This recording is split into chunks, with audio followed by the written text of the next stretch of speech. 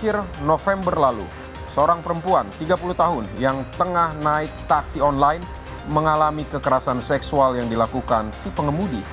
Korban tak berdaya karena pelaku mengancam dan memukul korban menggunakan senjata jenis pistol. Mengapa kejahatan di taksi online kembali terjadi? Simak liputan lengkapnya di gelar perkara kekerasan seksual di taksi online.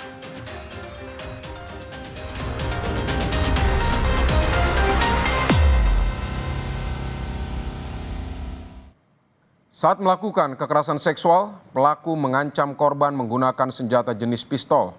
Korban pun tak berdaya. Lantas bagaimana duduk perkara kasus ini? Simak liputan jurnalis Kompas TV, Argan Anjani.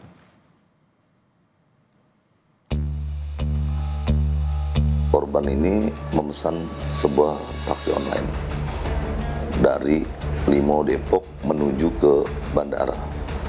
Di perjalanan, sopir taksi online ini mengambil senjata sejenis pistol, senjatanya itu, dan ternyata malah menodongkan dan mau memaksa untuk berhubungan badan.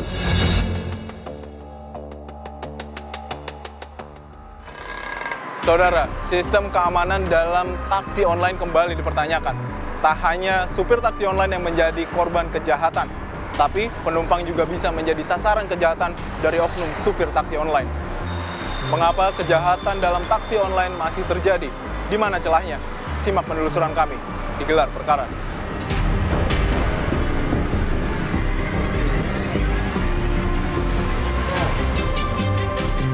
Inilah detik-detik penangkapan FG, lelaki 49 tahun, pelaku pemerkosaan seorang penumpang taksi online di Sukamaju, Cilodong, Depok, Jawa Barat. Sopir taksi online ini ditangkap pada 23 November lalu, sehari usai melakukan aksi bejatnya. Kini FG telah ditetapkan sebagai tersangka, sementara kondisi korban masih mengalami trauma. Pada tanggal 22 November, saat itu kita menerima laporan polisi melalui 110 terkait adanya korban tindak pidana pemerkosaan. Di perjalanan, seorang sopir taksi online ini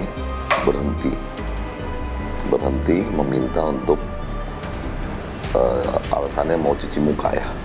Mau cuci muka saat ternyata bukan cuci muka, tapi malah mengambil senjata sejenis pistol yang sekarang masih kita lihat ya senjatanya itu, dan ternyata malah menodongkan dan mau memaksa untuk berhubungan badan dengan memukul sebanyak 2 kali di bagian kepala dan leher.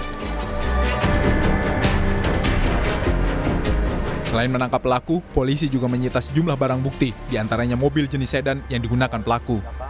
Ya, pindah ke depan selanjutnya. Kali ini kami sudah bersama dengan Ibtu Dimas Maulana, Ya. Selaku Kanit Resmob, betul ya Pak ya? Polres Metro Tangerang Kota. Oke, baik. Pak Kanit, boleh nggak dijelasin ini terkait mobil yang digunakan oleh pelaku pemerkosa tersebut? Ya, kita bisa lihat di samping kita ini mobil barang bukti yang digunakan oleh pelaku ya, mobil Mazda warna hijau. Oke. Nah, awal mulanya pelaku berdalih untuk menepi di pinggir jalan di tol sebelum exit tol Benda Utama. Nah, kemudian dia menepi beralasan untuk mencuci muka.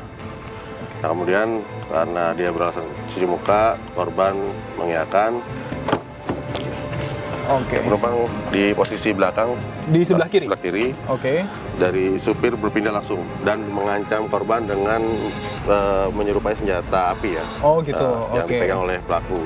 Awalnya di belakang, Oke. sempat memaksa korban dan korban sempat melakukan perlawanan sehingga dipukul di bagian leher dan di kepala belakang korban, sehingga akhirnya diudah paksa oleh pelaku pertama kali di situ. Di sini. Memang pada saat kita melakukan pemeriksaan, ya, pelaku tidak mengakui ya menggunakan yang diduga senjata api. Namun setelah kita melakukan pendalaman, yang bersangkutan akhirnya mengakui dan menyimpan senjata tersebut di jok bawah supir.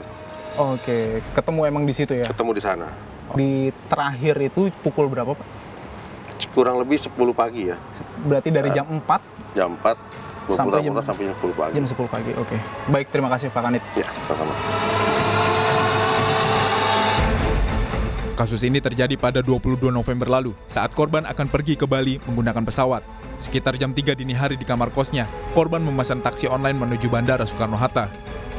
Beberapa saat kemudian, pelaku mengirim pesan, mobil yang digunakan tidak sesuai dengan data pada aplikasi taksi online. Tapi korban tak mempermasalahkan. Di tengah perjalanan memasuki tol Kunciran Tangerang, pelaku minta izin menepi untuk cuci muka karena mengantuk. Tak menaruh curiga, korban mempersilahkan. Tak disangka, setelah keluar dari mobil, tiba-tiba pelaku masuk pintu belakang sambil menodongkan senjata ke arah korban. Perempuan 30 tahun ini sempat melawan, namun tak berdaya karena pelaku mengancam dan memukulnya. Saat waktu mau sampai menjemput korban, pelaku ini menyampaikan bahwa saya tidak menggunakan kendaraan yang sama melalui aplikasi chat yang ada di aplikasi online atau taksi online ya. Di perjalanan seorang sopir taksi online ini berhenti meminta untuk alasannya mau cuci muka ya. Mau cuci muka saat ternyata bukan cuci muka, tapi malah mengambil senjata sejenis pistol yang sekarang masih kita lab ya senjatanya itu, dan ternyata malah menodongkan dan mau memaksa untuk berhubungan badan dengan memukul sebanyak 2 kali di bagian kepala dan leher. Sekitar jam 10 pagi, pelaku mengantar korban yang masih trauma dan ketakutan kembali ke depan gang dekat rumah kosnya. Begitu pelaku pergi, korban lapor polisi.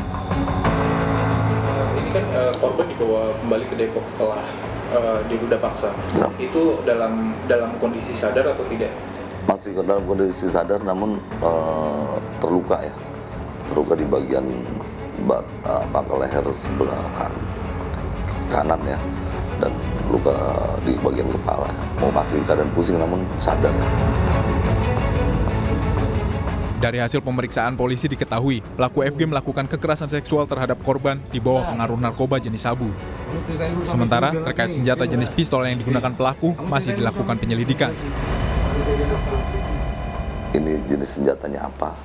Dan kalau dari kasat mata sih memang itu senjata asli ya, menyerupai senjata api, cuman dengan gas ya, menggunakan gas seperti PVC mungkin. Polisi mengungkap pekerjaan utama FG adalah seorang montir di sebuah bengkel mobil di wilayah Depok, Jawa Barat. Pada tahun 2022 lalu, pelaku pernah mendaftar sebagai mitra sopir salah satu aplikasi taksi online. Saat itu FG masih memiliki mobil, namun kini mobil tersebut telah dijual. Berikutnya, karena butuh tambahan uang, pelaku kembali bekerja sebagai supir taksi online. Menggunakan mobil milik pelanggan bengkel tempatnya bekerja tanpa sepengetahuan pemilik mobil. Pelaku ini bukan yang aktif sekali terkait dengan taksi online ini. Dia aplikasinya pun bergerak mungkin bisa dibilang dalam seminggu, belum tentu sekali, dan bisa hanya 1 minggu sih lebih ininya. Itu pun kalau dia mau katanya sampai. Akibat perbuatannya, residivis kasus penipuan ini dijerat pasal berlapis tentang pemerkosaan dan penggunaan obat terlarang dengan ancaman hukuman maksimal 12 tahun penjara.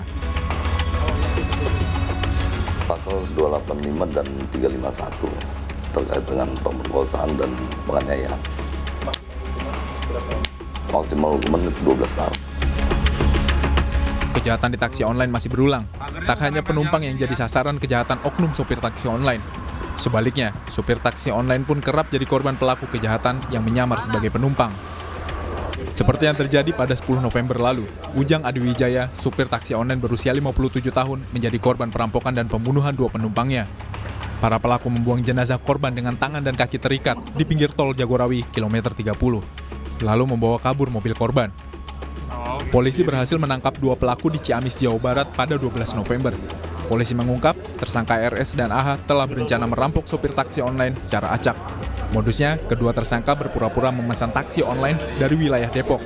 Setelah naik taksi, para pelaku menghilangkan nyawa korban menggunakan tali jemuran yang telah disiapkan. Pelaku, kedua 2 orang sudah bisa diamankan. Tersangka yang RS mengajak tersangka AH untuk merampok online. Jadi memang sudah ada niatan awal, kemudian dari pendalaman, kemudian berdasarkan rencana ekonomi. Kejahatan di dalam taksi online bisa menimpa siapa saja, baik itu supir taksi online maupun penumpang. Lantas, mengapa kejahatan di dalam taksi online masih terjadi? Di mana celahnya? Kini, kedua tersangka RS dan AH dijerat pasal 365 KUHP tentang pencurian dengan kekerasan dan pasal 340 KUHP tentang pembunuhan berencana. Ancaman hukumannya pidana mati atau penjara 20 tahun.